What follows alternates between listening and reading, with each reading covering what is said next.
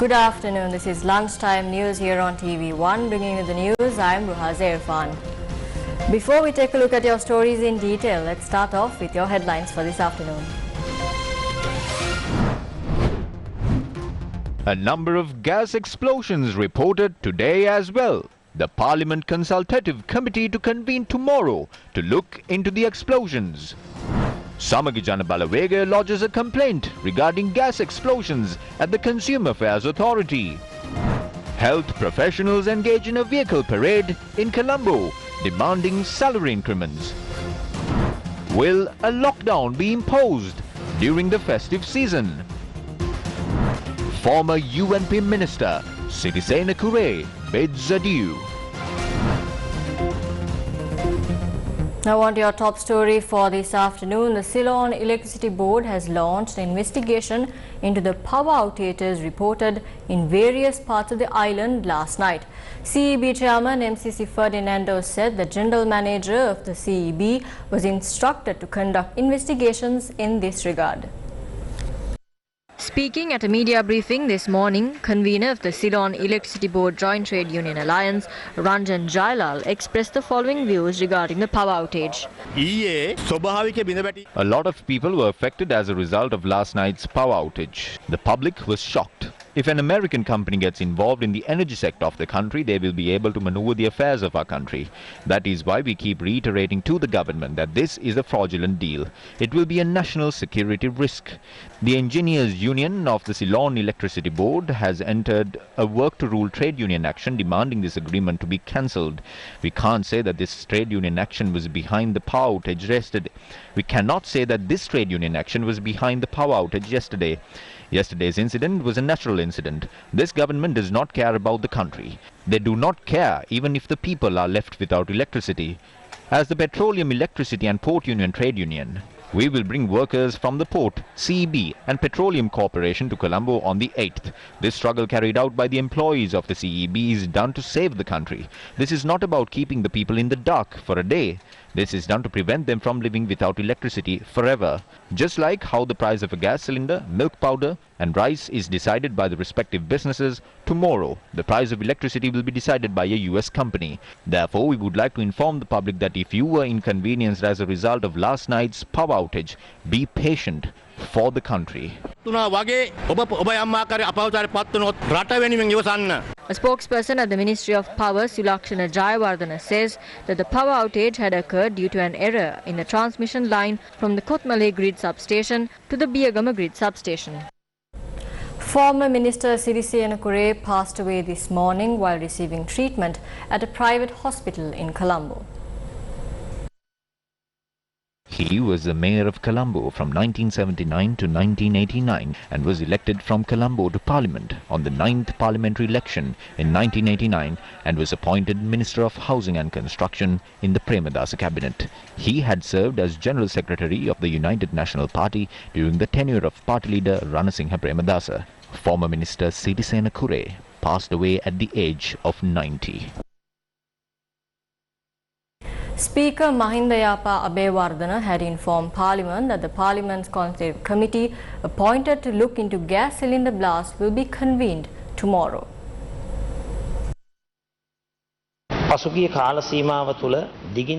The general public are now scared to use domestic gas cylinders since the gas cylinders across the country started to explode. 11 such incidents have been reported during the past 2 days alone. What are the quality standards issued by the Sri Lanka Standard Institute on the composition of domestic gas cylinders used in Sri Lanka? Can two companies that supply gas certify the government that they adhere to the standards issued by the Sri Lanka Standard Institute? A complaint must be filed at the Criminal Investigation Department regarding this matter, and those who are responsible must be produced before the law.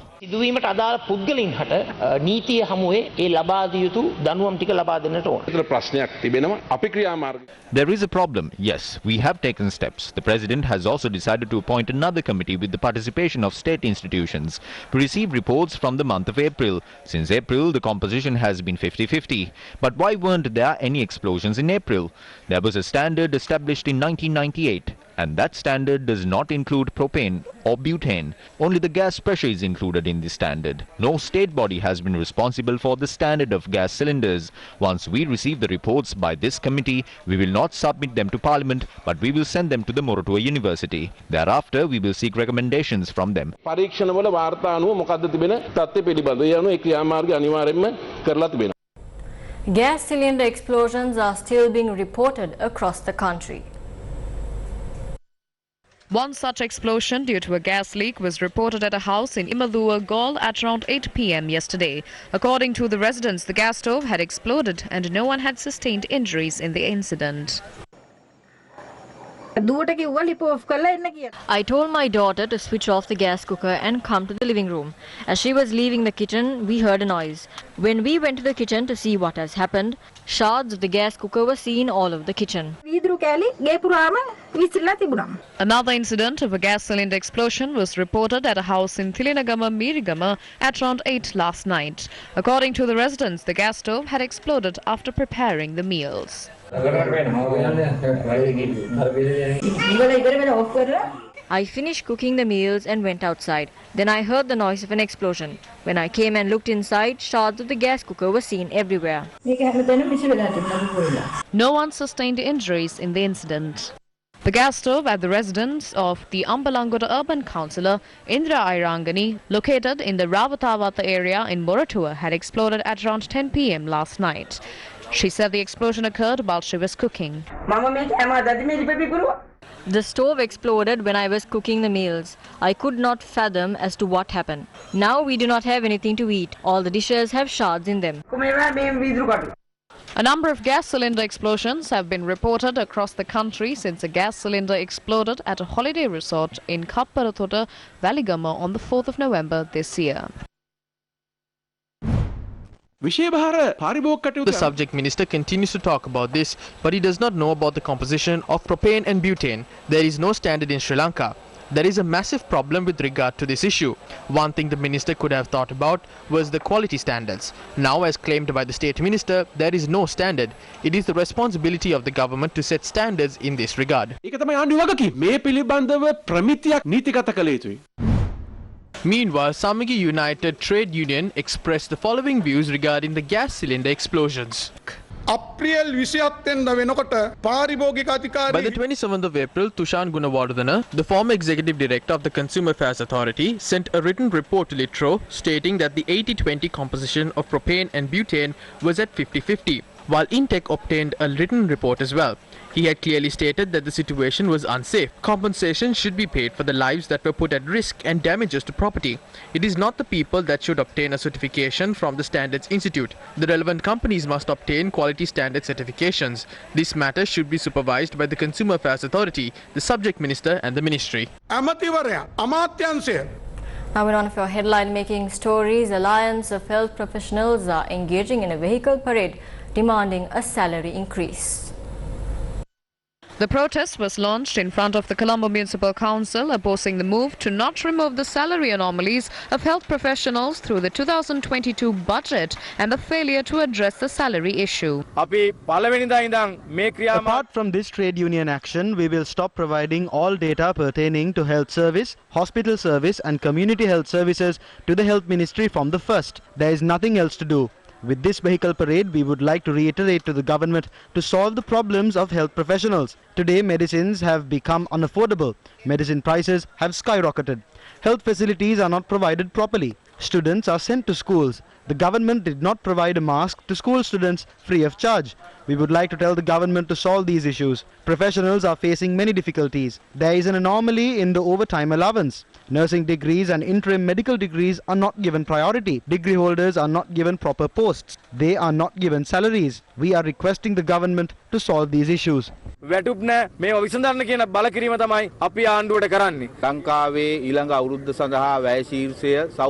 is the day when the budget for the next year allocates funds to the health sector. We are against this. They did not discuss with us when this budget head is introduced. The Secretary to the Health Ministry did not have time to listen to our requests, but he had time for many other matters. The Minister of Health did not pay attention to this. The Rajapakshas had a tradition of engaging in discussions with professionals before a budget. That tradition did not take place this year. While we were providing our service to the people during the COVID-19 pandemic amidst many difficulties, the government took advantage of that opportunity and ignored our demands.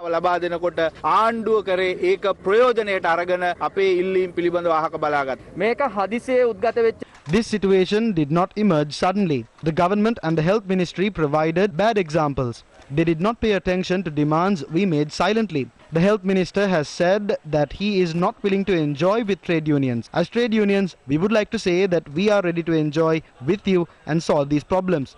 Today we would like to mark the beginning of that effort. We would like to point out that this could lead to a scenario where you will lose your ministry. If you did not solve this problem today, more than 50,000 trade unionists will take matters to the streets. The group then commenced the vehicle parade. Cabinet spokesperson Minister Ramesh Pathirana says that there are no plans in place to impose a lockdown during the festive season in the country. The minister expressed the views addressing the cabinet media briefing held at the Department of Government Information. Adding further, Minister said that the majority of the population have been inoculated as of now. The minister urged the general public to take precautionary measures during the upcoming festive season.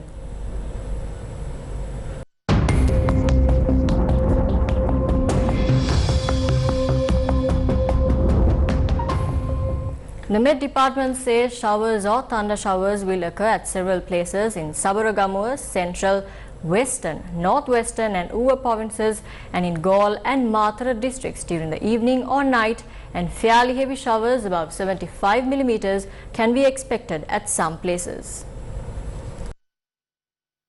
Low-lying areas in Mana are still inundated due to heavy rains that were experienced in the last few days. Disaster Management Centre said that the Passara road through the Alla Namunukula is still completely blocked. Assistant Director of the Badulla district, ELM Udayakumara, said that boulders had fallen on the road near the 16th milepost.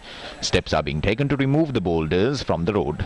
The road is expected to open for vehicular movement this afternoon. Nuwara District Assistant Director of the Disaster Management Centre, Ranjit Alhakon, said people should be careful when travelling from the Pussalapitiya on the Valapane Neela Dandahina road. The Kurunagal District Assistant Director of the Disaster Management Centre, Viraj Disanayaka, said that 4 sluice gates of the Daduruwa Reservoir have been opened as well. Landslide warnings issued for 8 districts are still in effect. 3 districts were issued red alert warnings for landslides. Accordingly, Ududumbara Divisional Secretariat in the Kandy district, Daraniyagala, Dehiyovita, Mavanalla, Varkapola, Ruwanwella, Kegol, Galigamuwa, Yatiyantota, Aranayaka, Bulakkohupitiya and Rambukana in the Kegol district. Red alert warnings were also issued for Mavatagama and Polgahavila Divisional Secretariats in the Kurunagal district. Landslide warnings under Phase 1 and Phase 2 have been issued for the Colombo, Kalutara, Ratnapura, Nuwara and Matale districts. Journalists questioned State Minister of Transport Dilum Amunakama regarding the dispute between the Sri Lanka Freedom Party and the Sri Lanka Podu Jana Peramuna. It was a dispute that had lasted forever. We created a new one because we could not stay with them. But when we continue to work with them after creating our own, there are disputes. We can't lie to the people. As a government, we must consider both the good and bad. We cannot remain in the forefront and then hide when the prices of goods are increasing. We have to stay outside then too. If one wants to criticize the cabinet of ministers while holding ministerial positions, they should leave and do so. That is what's morally accepted. That is why we did not criticize the Sri Lanka Freedom Party while being in the party. We created a new one and then leveled criticism. We never criticized while being within the party.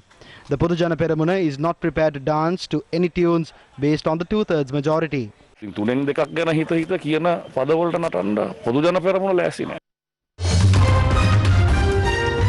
And that's a wrap of lunchtime news here on TV1. For more of these stories, you can log on to our website, that is www.newsfirst.lk. Thank you for watching.